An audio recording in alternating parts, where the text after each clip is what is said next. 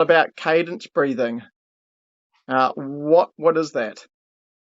Cadence breathing is just assigning numbers to each part of the breathing cycle. So we can break down a breathing cycle in terms of cadence breathing into an inhale portion, a hold portion, an exhale portion, and then another hold at the end of the exhale. So it's often called box breathing, cadence breathing. And what we're trying to do there is, in a simple way, we're just trying to lower the rate, so decrease the rate, the amount of times you breathe per minute, and we're trying to focus on a longer exhale phase. And those two things, lowering your rate of breathing and prolonging the exhale, elicit a calm internal state.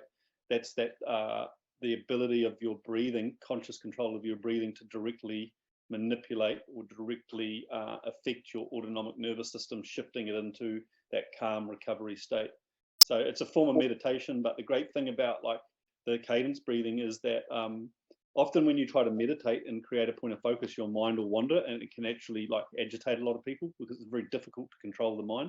But when you're focusing on a breathing cadence, it's that breathing cadence that gives your mind something to focus on. Would you say it may be like a generic cadence breathing cycle that say anyone listening, what could they do? Is it just a generic starter for them?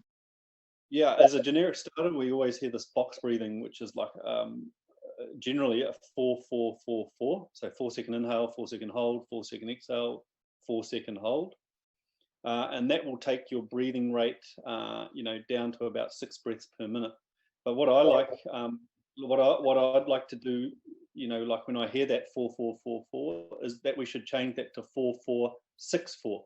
The out breath should always be longer than the inhale. Inhale is more active, exhale is more passive. So when you exhale, you create more parasympathetic tone. So we should always have I feel if we're trying to use it as a form of like getting relaxed, we should always have a slightly longer exhale. But in terms of cadence breathing and programming numbers to the different parts of the breathing cycle, it is very much individualized. Like I don't find a 4-4-4-4 calming. I need longer on the inhale, longer on the hold, longer on the exhale. So you play around with it. This is the great thing. Like we all want to program and structure, but be creative, just play around with it. And what I'd say, make sure the exhale is longer than the inhale.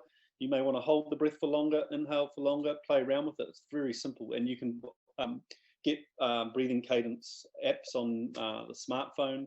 You just go into the app store and breathing cadence.